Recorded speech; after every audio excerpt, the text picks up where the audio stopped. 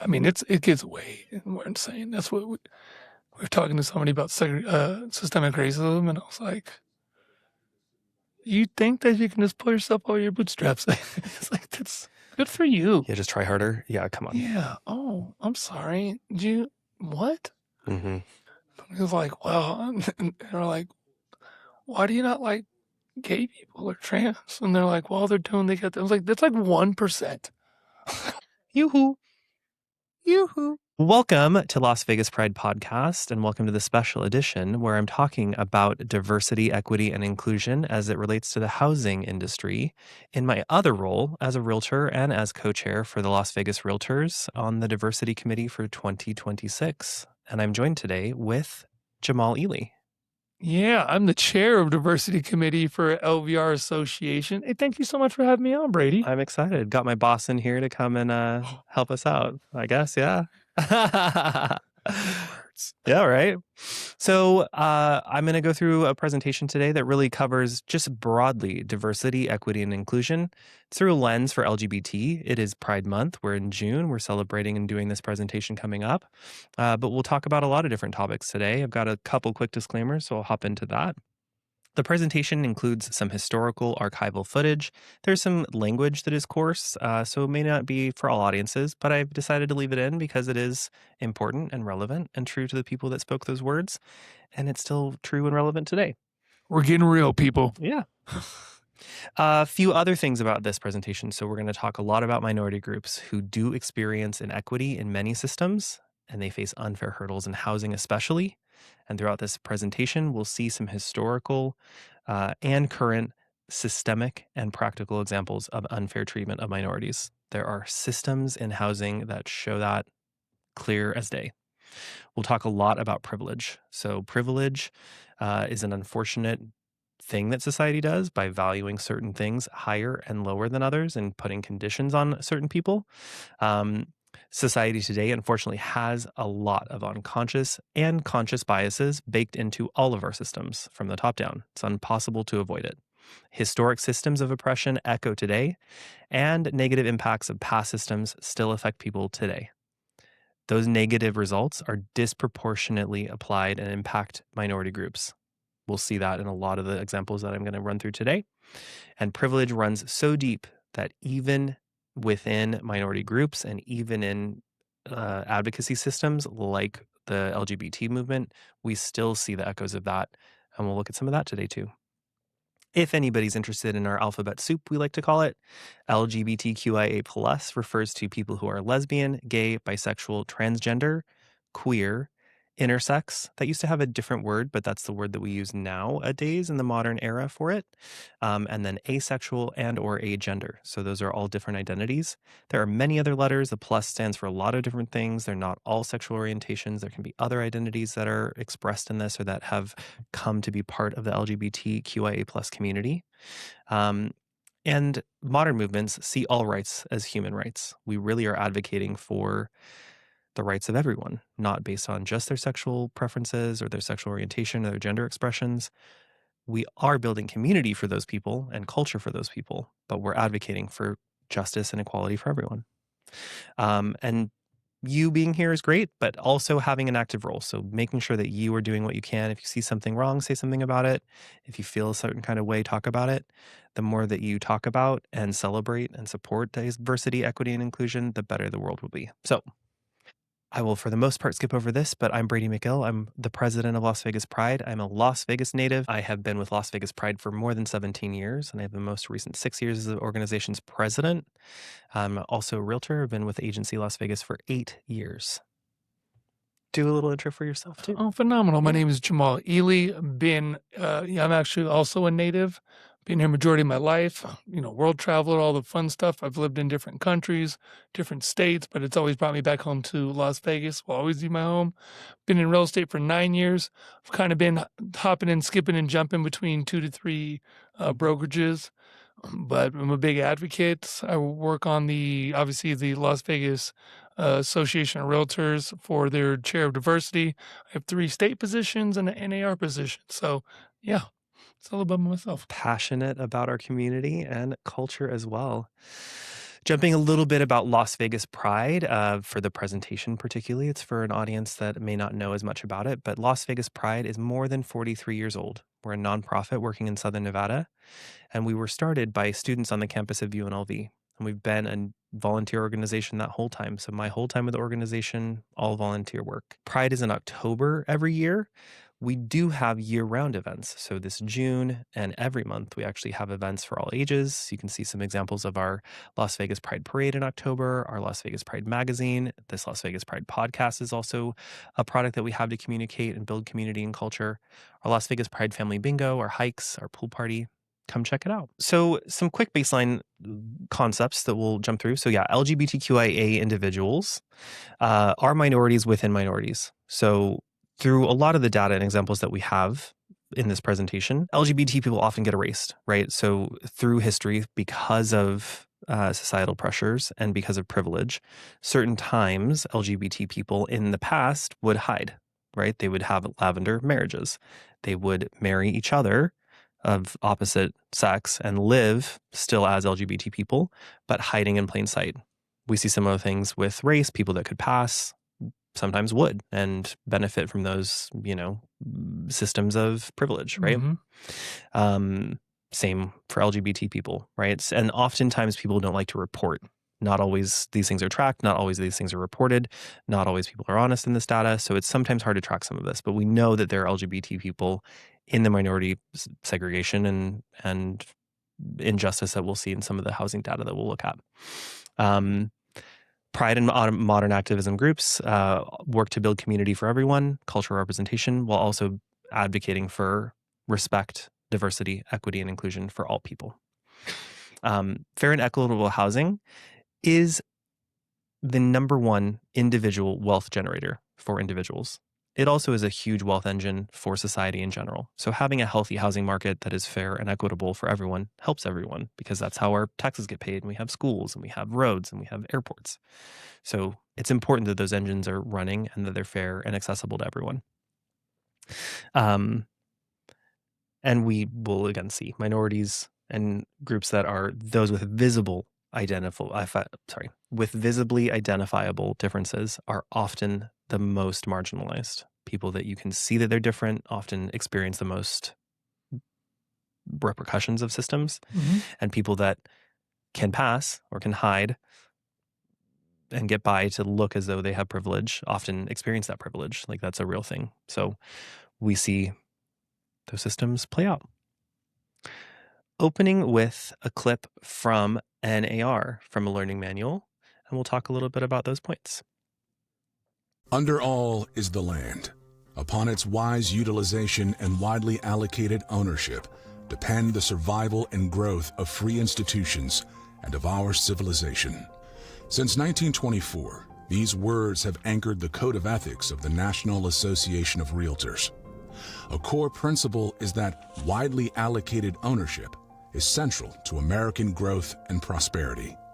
Yet, discrimination in housing has remained persistent and contributes to disparities in home ownership and generational wealth. Today, we strive to live up to our code, to advance the right of housing for all.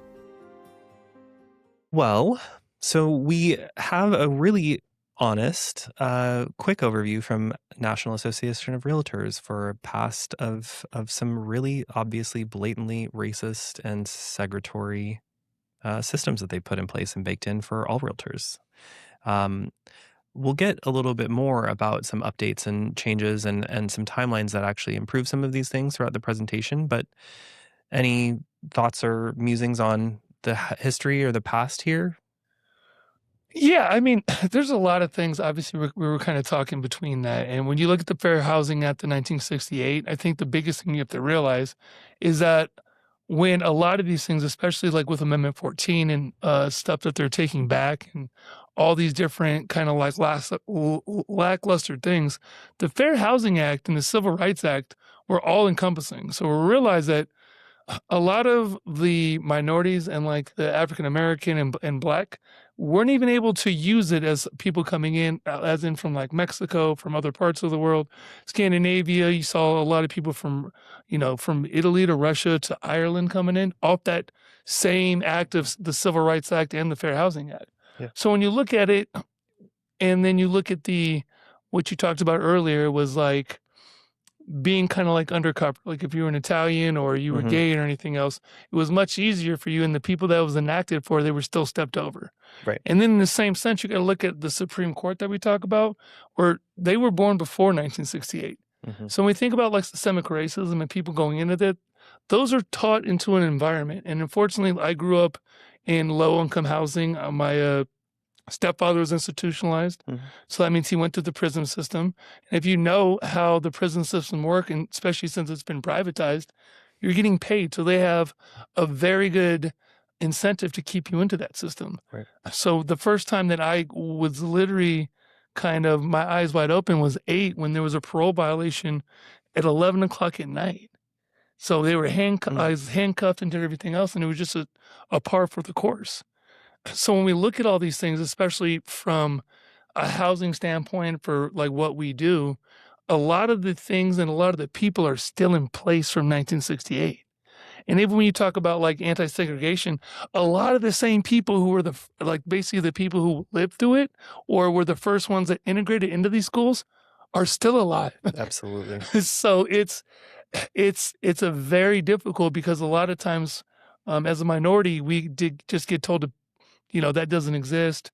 Pull yourself up by your bootstraps, work harder in a system that doesn't reward that. Right. And it doesn't even. And if you look at the numbers, I think it's like pretty much almost under 9% of African Americans are homeowners, 13% are Hispanic Americans, just a little bit over 36 are Asian descent, and and that's us, and the rest of them are multifamilies or white owners and everything else.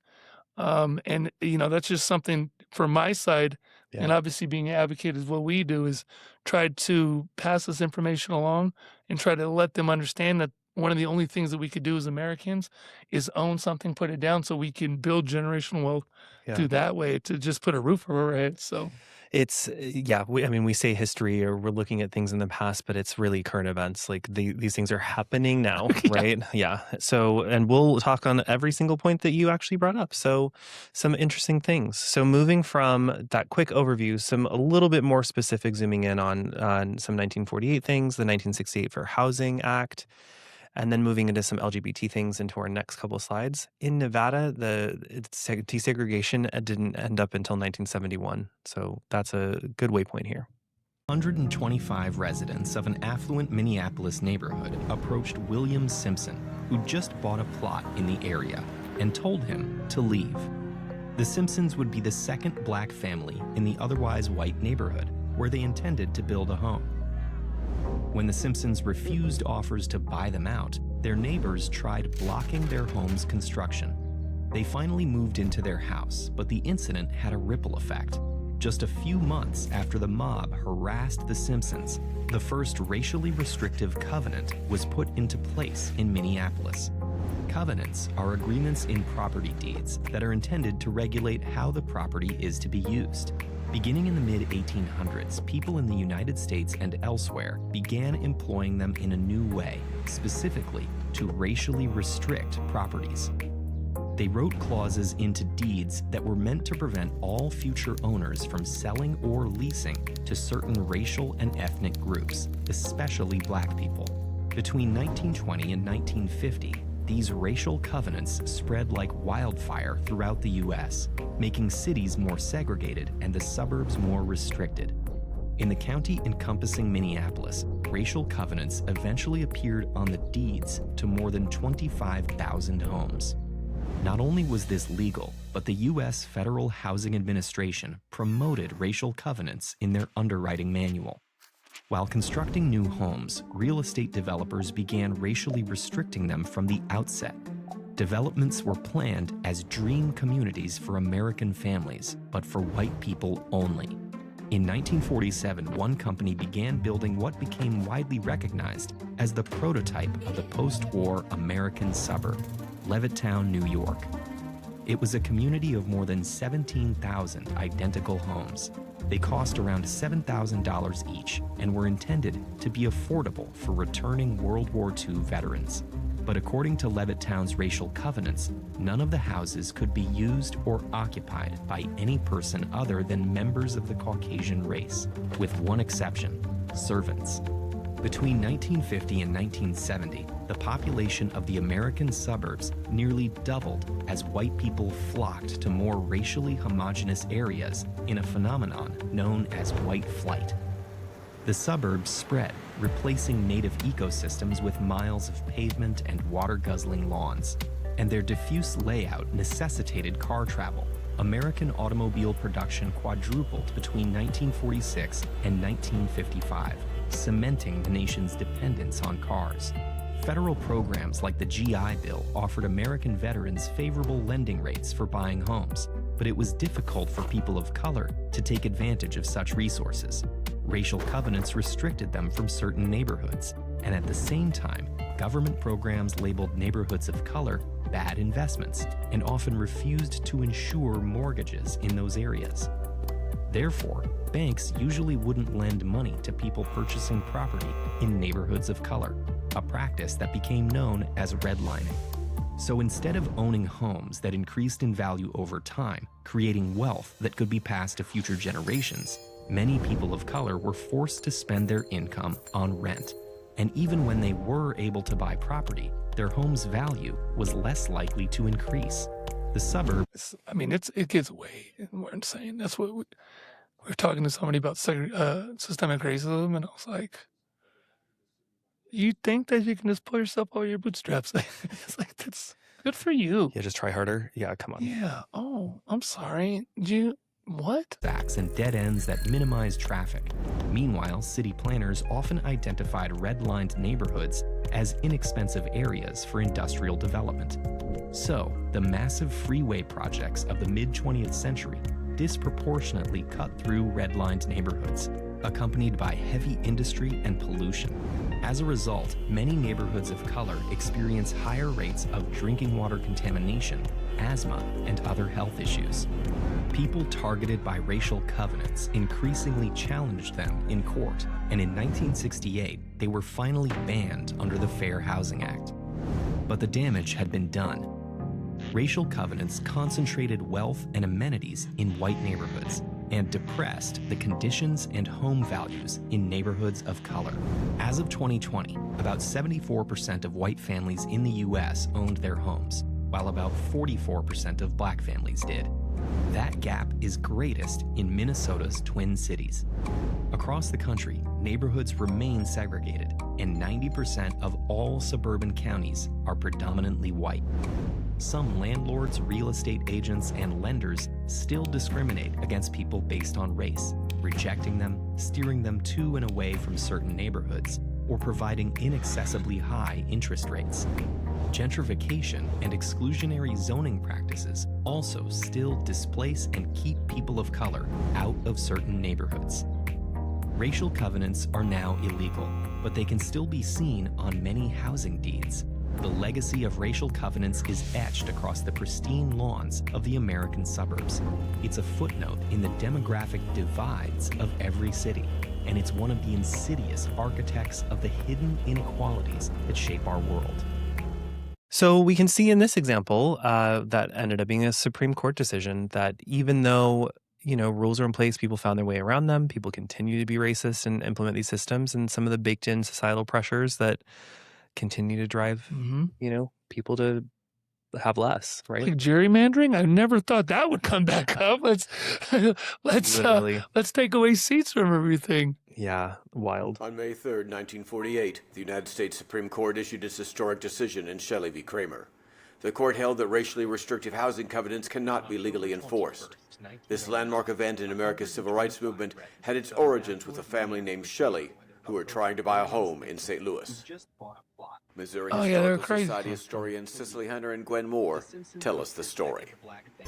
So at a time when St. Louis had a booming population and essentially people were migrating in. JD and Ethel Shelley, their story is one of which is infamous because of its ascension into the Supreme Court. Ethel and JD actually moved their children from Mississippi to St. Louis. And like many other families, they wanted to purchase a home. So they were actually shown That's how HOAs were 46 established. gravity. And they fell in love with the home and eventually put forth an offer. That offer was accepted. The Marcus Improvement Association with Fern as well as Lewis Kramer pushed back. They became the plaintiffs of that particular case, arguing because of couldn't the get loans. restrictive covenant that Or was your in loans place were for way that higher. home, that therefore Black people could not live in that particular property. It's funny. I'm like, oh wait, I lived through this. Never mind. This is basically still happening. Yeah. We've got to stop the Negro invasion. So I mean, that happened in Nevada. In Vegas, everything else you couldn't buy in like What transpires after that is as a court Southwest. case. And so You this couldn't. court There's certain case places like so on the basically circuit Maryland court level, Parkway and they from argued Flamingo that on, because the like you couldn't restrictive buy in Scotch covenant 80s. was not actually You couldn't buy signed, it wasn't in. therefore, it So shouldn't funny, be the in effect, Vistas, right? And then which is like there was behind another court the case which Boulevard Mall. reversed that You know why Naked City is called and Naked that City? went to the Supreme Court. And Because then obviously finally, Stratosphere would, on but May that's where all the 3rd, showgirls would be. So when you 1948, flew it over, was determined you would see that all the the showgirls restrictive topless. covenant could not be judicially So because that's how they would enforced, tan. So they used to even call it though Naked it was City. considered to be a Sinatra private was on like contract, Maryland because Parkway it and was like in Liberace violation back of in the day and all the 14th other things. Amendment. So it was it's like all cases these like places. So you couldn't Shelley v. buy Kramer on the that other side also of set a precedent Eastern. for civil rights So like what the movement Boulevard and Mall the was, ways the in Vistas which was really Black nice people back in the were day. using the Scotch court 80s real nice, system but it to it wasn't as advocate crazy for bustling their rights. as it was now. And Eventually, even like Congress would in take up Inland the Old battle for International housing before it came fairness. In Hilton 1968, was passed like the Fair Housing Act, so many. That's which why Golden established Steersville federal property was the law only one that against let in housing Sammy Davis Jr. discrimination, to trade. as well as Yeah, yeah, methods yeah. So you of get all these different like, Yeah. oh shit, dude. Chris Fobbs in my office. We had it on our screen yesterday when I was talking to this with him, but he had one of the deed restrictions here from Scotch 80s or Maryland and whatever. Yeah. You're like, oh my God, you entertaining bastards.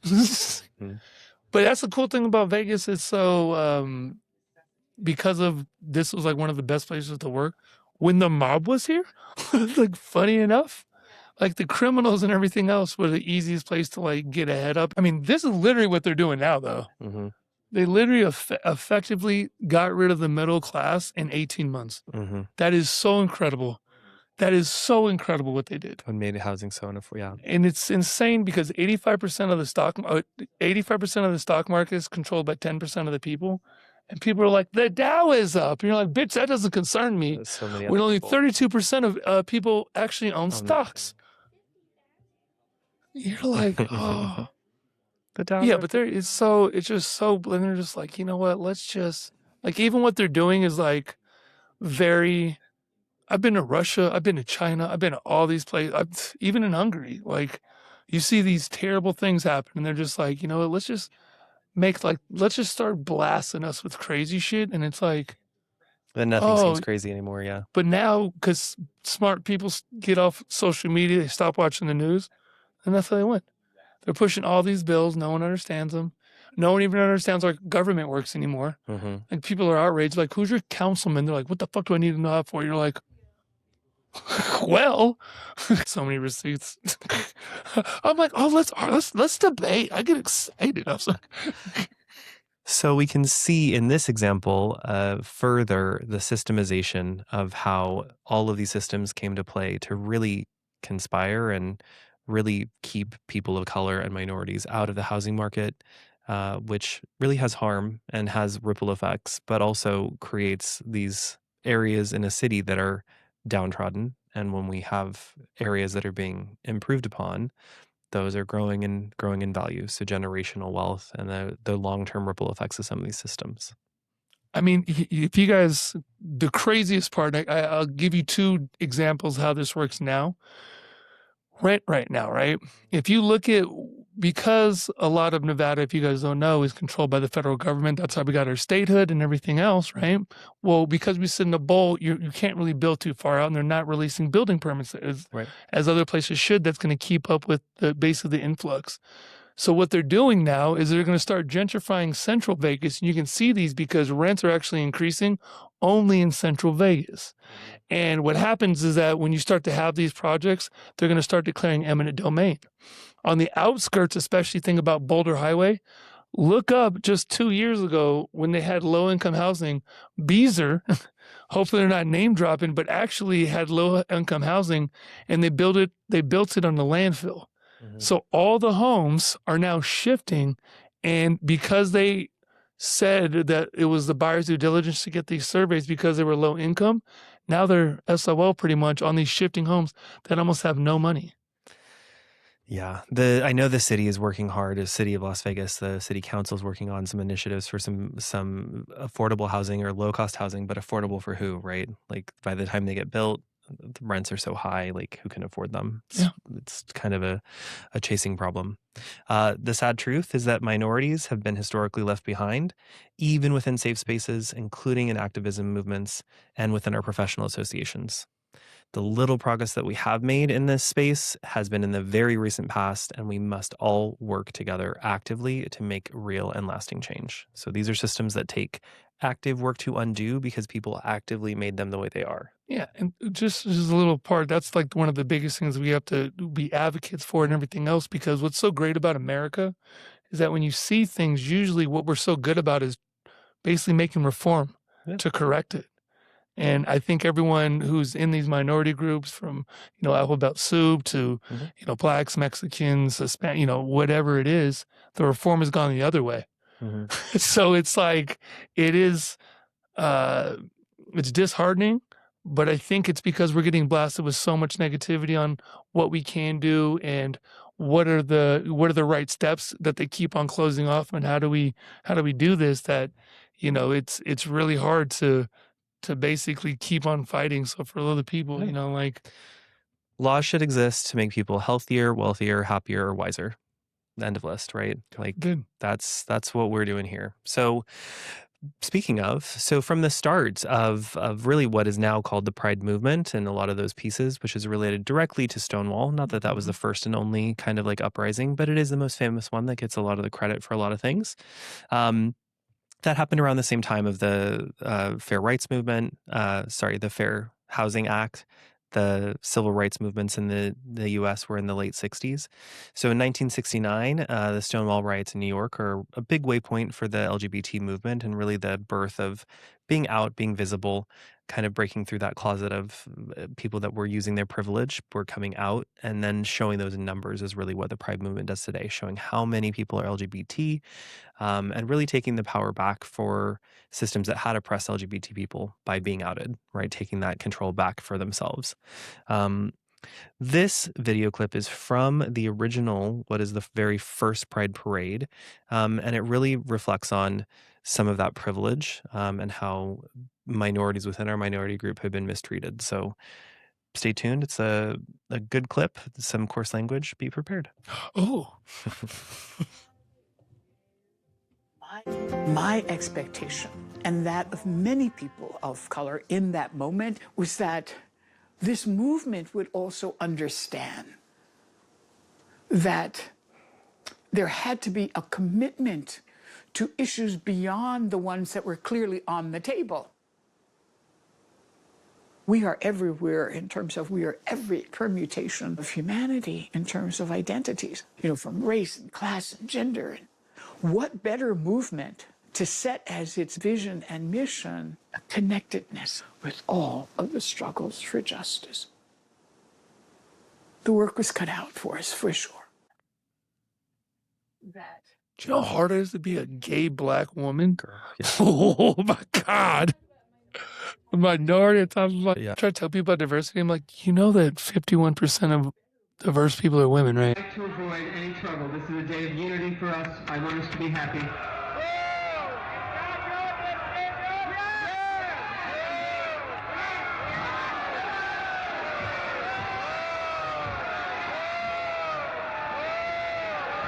Y'all better quiet down.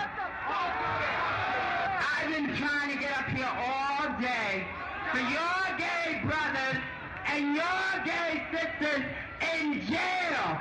They write me every motherfucking week, and y'all don't do a goddamn thing for them. I have been beaten. I have had my nose broken. I have been thrown in jail. I have lost my job. I have lost my apartment for gay liberation. And you all treat me this way? What the fuck's wrong with you all? Go get him, Sylvia. All right.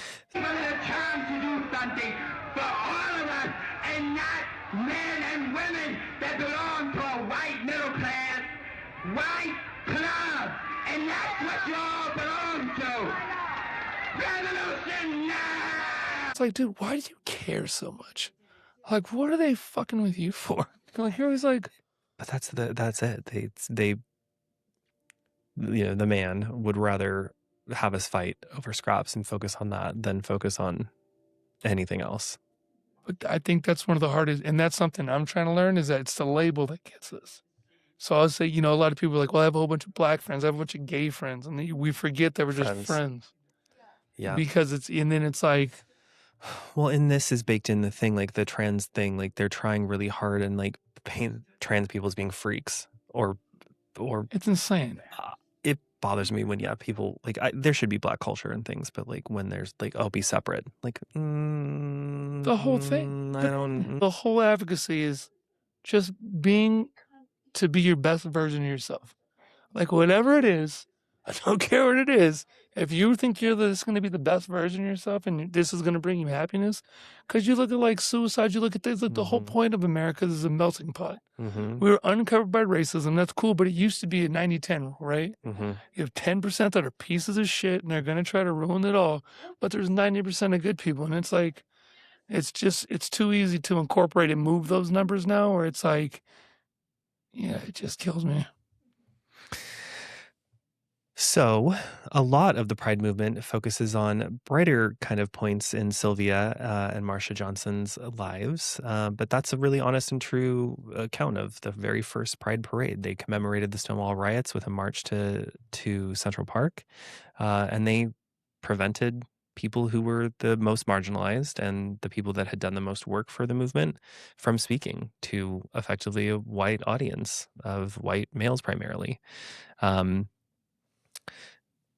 Showing a lot of that privilege again and who change is for, or who the work is done by and who takes the credit for it or who gets the most benefit out of it. So I think, I'd learned a lot about that just watching that. So, I'm glad you definitely shared that. I think it kind of goes towards, what we were speaking about before. I think everyone has a right to their own happiness and a right to be the best version of themselves. And when you start to take that away, I think that's when the fabric of who we are as a nation really starts to kind of show the kind of the ugly side, instead of showing us having that American dream, whoever is there, as long as you're, doing what you're doing, putting into an effective society and being the best version of yourself.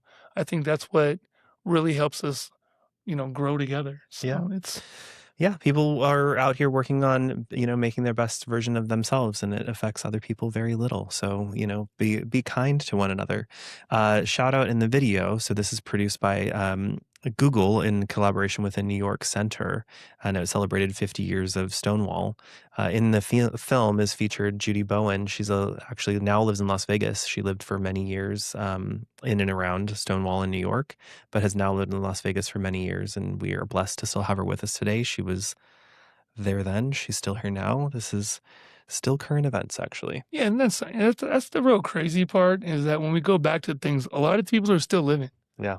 And they can't even come out to their truest self because of the hate is so great and the violence is so great, and people just haven't figured out. Well, the pressures that we put on ourselves to comply or to, be pleasing to society and those standards. Like, once people are able to free themselves of that and understand the power that it is, people can really move forward. And us as a society and people that work in activism and diversity, equity, and inclusion understand that and are looking to make sure that people are celebrating the best versions of themselves, being healthy, being happy, wealthy, and wise. Yeah. I would say we should all get an island, but that's not in real good favor these days. Because all the weird ones who are judging us One for are sale. on the island. Yeah. Oh my God. So Moving into a timeline specifically for NAR, so for our realtor friends out here, in 1961, the official ban on whites only ended. Wild. It is just before some of these, movements. It's just before the Fair Housing Act. Some of these things are really close in timeline. Wild. Women were only allowed to be brokers at that time. So there is a female broker in 1910, I believe it is. But they did not allow women to be salespeople until much later. So in 1973, NAR allows women to be agents, not just brokers. And women make up a majority of membership by 1978. It's fast. Women are the best realtors, guys. Yeah. Yeah. It's a blessing to have an industry that is a female-dominated career field, which is, I guess, very rare. It is very, very rare. Yeah. But yeah, shout out to all of our women out here. WCR. There's some other dates I have here on the slide, but in 2020, NAR issued, National Association of Realtors issued an apology for their past systems of oppression and segregation and discrimination. And they've updated their new code of conduct, which does promote some modern values. I probably will insert some stuff about that later on. Technically, diversity is not on our strategic plan for. I said, I hate all you. It's very interesting because jumping into the kind of late topics in this thing, this is from so the apology comes from this, and I've chopped it. New Jersey, Long Island. I was like, it's back to the same community that the same shit happened in with the not Shelley Kramer, maybe it is Shelley Kramer, but it's a super divided thing. They did 3 years of like investigative journalism there and like scouted, and they uncovered like rampant like racism and whatever from all the agents. I hate that they did it only there because it was gonna be a bloodbath. It would be everywhere, but I think they would have captured like more interesting things of it if it wasn't like this one thing. But anyway. As opposed to 50 years ago, the reality of racism today, a lot of it's underground, clandestine, it's covert. There's no way for me to ever find out unless there's a pair testing, as in this case. It almost makes me wish that the racism is more explicit so that I would know about it. Too often I hear people who maybe aren't as familiar with this kind of work say, they were just testers. But all you have to do is tell someone, which I have to do on a fairly regular basis, that you were turned down because of your race, and tell them the circumstances that occurred on a particular test, and you will see just how real and painful that injury is. Elmont, it's okay, it's good, you're very close to the city. Some of them are not as nice, Elmont. I do remember him. He was nice, and I do remember him pointing out on the map. Oh, he loved that map. I remember that. Yeah, he had the map, and he's like, Some of these towns, in my opinion, are not necessarily the greatest in terms of school districts, safety, crime, resale. Hubbard said that he based his statements about communities on a website that purports to ascribe livability indexes, including crime statistics. Newsday discovered that the data behind the crime indexes was flawed. I think they're nice towns. I was brought up in Elmont, so I don't know. That kind of hurts my feelings. The people are judgmental. I didn't expect to reach my age and not have a country that was basically salt and pepper integration. This is a law. This should be treated like a tax law or any other law. Well, it's like, do people know how school and property taxes work? It's so interesting here. Yeah, I think about that all the time, that we only have the one school district and how that... Third largest. It's very large, but just that we have, effectively good schools, hopefully. I'm a product of CCSD. Sounds like you are too. Oh, yeah. I learned how to shoot craps. Good experience. The little pizzas. Yeah. But It is so interesting to me when people ask about the school district and if it's good or not. And I can see how that can be such an easy gateway of like not saying the right thing. But, thoughts about this or steering in general, or when people ask you questions about, neighborhoods, what's your People best do guidance? ask me questions. And it's funny because to an extent I do see, and when I was earlier and I didn't know as well, how it could potentially be a problem and how people are steered in that direction. Yeah. And what I've learned in my tenure is just be a source of the source and understand what's going to be really important. And I think that, they kind of takes a light to what you were talking about. In a situation like this, when we talk about property taxes and education, and one of our clients' big resources, I have kids that want to be in a good education. First of all, 49th in the nation, baby, right? But even our charter school systems have issues. Yeah. So in a sense of things, you even having that where, you're doing the due diligence for them isn't really the way you're supposed to go. Yeah. So having that and always being, especially when you're very new in the business, to be so eager to do things, I think it takes a real professional to actually, get the information and deliver it a way where people are understanding and the importance of what it is, because that's the only way that even for, people looking for a better education and better life are going to start to thrive because they have a better understanding of the history and really what's important about the education system and what they're going to go into. So.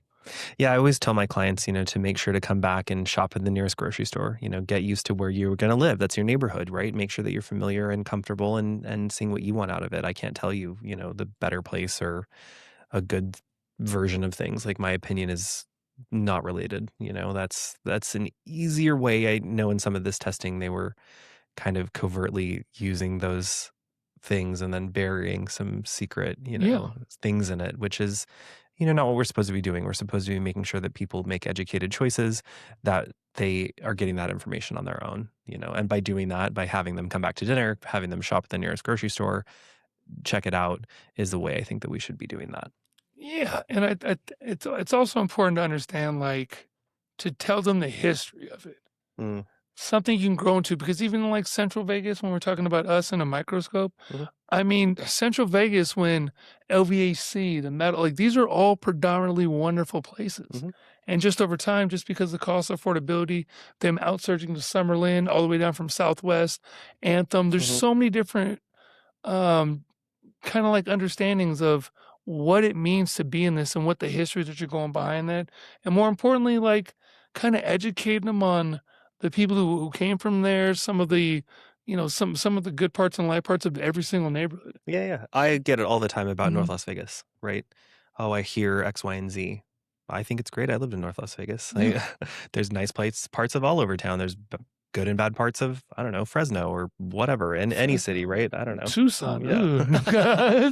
But that's again for our clients to do. And I make sure that I'm showing a diverse set of showings. I include other parts of town when people say they want X, Y, and Z. A lot of times I may be putting, HOA yes, maybe I'm putting gated yes. Those are ways that we can, but then leaving some of the other things up for them to decide if they like the home or not. And then to explore and develop that area on their own. I think getting rid of the bias is really we all trying to work as and we work for, is just having that, which, I mean, I'm the first one to be honest. It's something that I've been working on.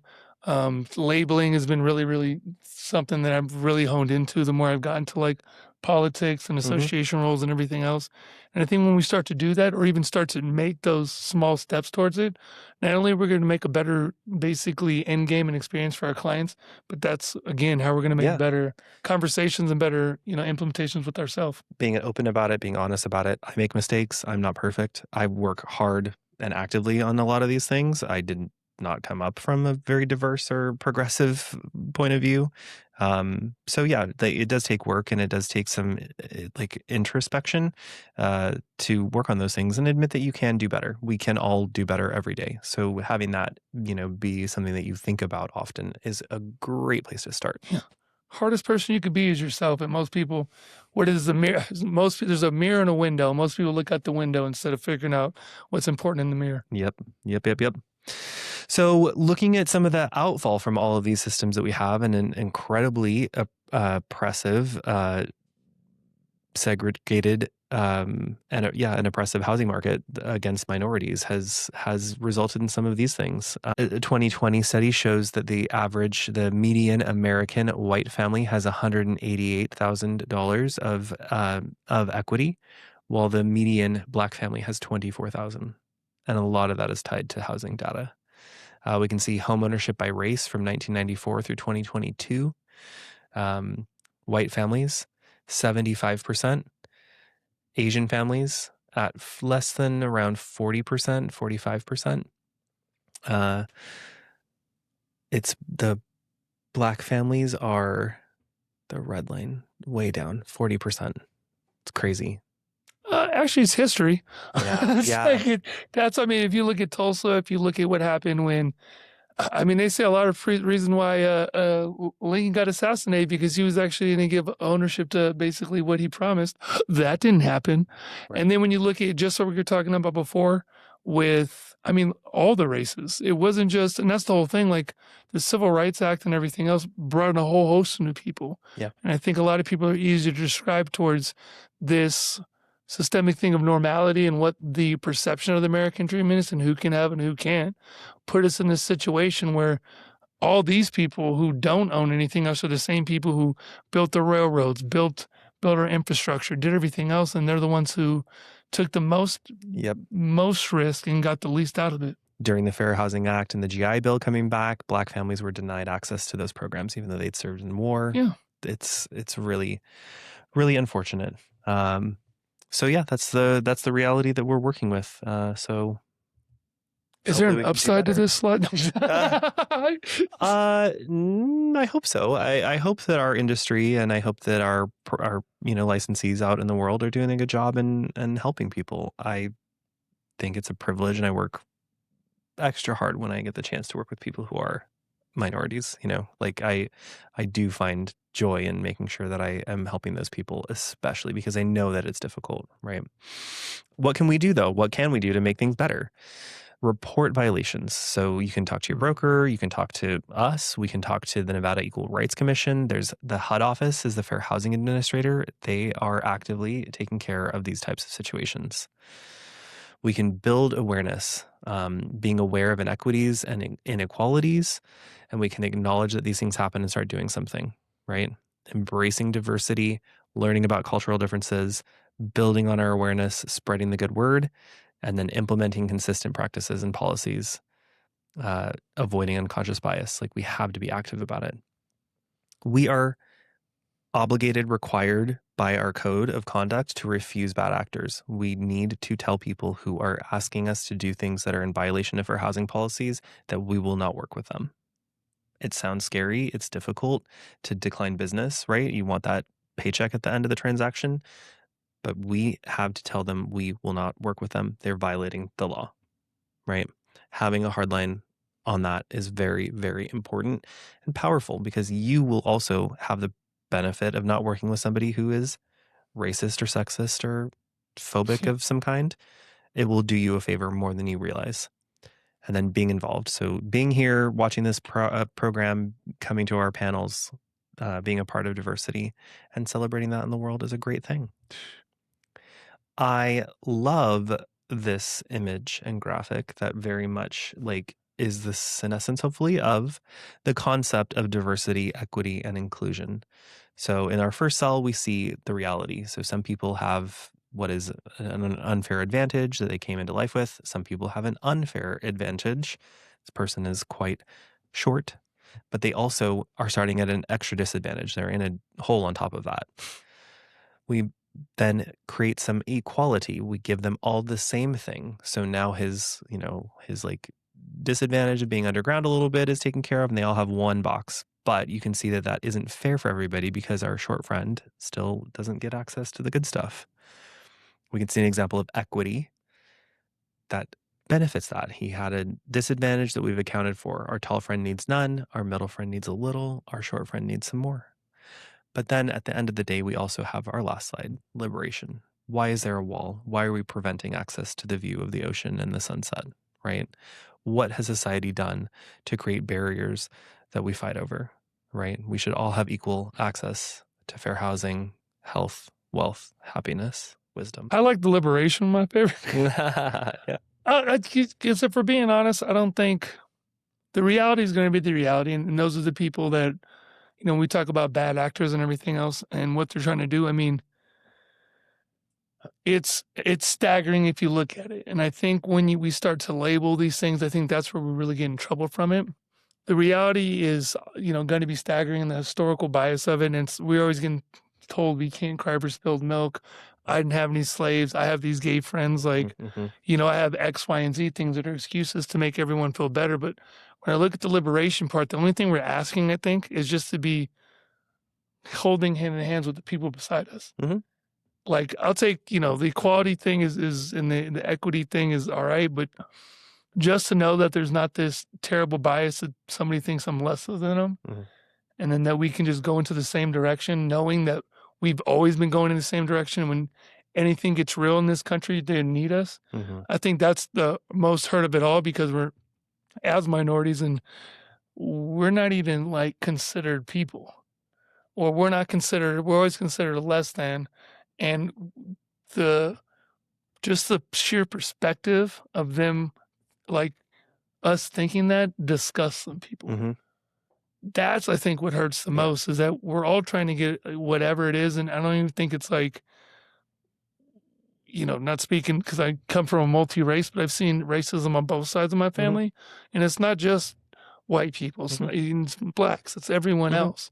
But I think that the biggest thing that we could do is find some kind of space where we could get to the liberation part and at least hold hands and understand that we have the best in mind for all of us. Yeah, there's, imaginary pie, there's not enough, right? But the pie's imaginary. There is enough. There's enough food, there's enough love, there's enough wealth, there's enough joy and water and resource on this planet for us all to be able to live healthy, happy lives. So advocating for that and sharing, and knowing that no one's success takes away from yours.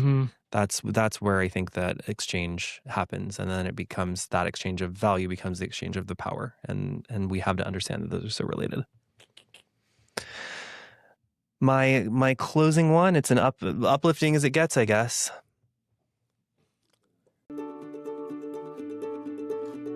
It has been more than 50 years since America passed the Fair Housing Act, but we have far more work to do to eliminate discrimination in real estate.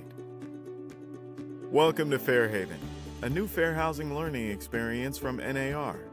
Fairhaven simulated scenarios will challenge you to confront bias in yourself, in clients, and in other real estate professionals. After your trip to Fairhaven, you'll see the world differently, and you'll be better prepared to tackle discrimination in real estate. Fairhaven, the next stop on your fair housing journey. We have gone through some heavy content about housing equity, the lack of diversity, equity, inclusion in the housing market, particularly through an LGBT lens, as it affects most minorities. And we can see the negative repercussions that this has had for individuals, our society, and the future of the housing market. And we can see that NAR is doing what they can to correct for that, making some apologies and coming out. But we can see that even in the recent past, the 2020 study for some realtors out in the field shows some real need for improvement. I really appreciate the work that we're doing here with LVR, with our diversity committee here. And I really am hopeful for a future that we really embrace and celebrate and uplift differences, the culture of diversity, equity, inclusion, the fair housing tenants, and really health, wealth, liberty, justice. God forbid happiness. For us and our clients. Hey. And I like that you said it's a heavy topic, because the one thing that was basically synonymous with all those is that it was men, it was women, it was black, it was whites, Asians, all these other things. And whenever you have these heavy things that are going on, it just takes everyone to do their part to make it a little less lighter. Yeah. A little more lighter, and us working together towards the same goal. And that's why, I'm glad that you came and joined me as the vice chair and everything else, and you're still doing a great job with pride and everything. And it's literally us working together, finding these ways we can advocate for each other and show up for each other. That's literally going to make the difference. And it's not even with us. I feel like it's the people and the experiences that we create that can put an environment for someone to actually literally grow and kind of stop all the craziness that's going on. So diversity is so important. Our clients are diverse. The world is diverse. We have to get ahead of these things and know that the people that we're speaking to subscribe to a community, a culture, an identity that we may not understand very well, but our appreciation and respect for those other cultures will help us do better in our jobs. Stay safe. Happy Pride. See you in the next one. Happy Pride! Yoo-hoo. Yoo-hoo.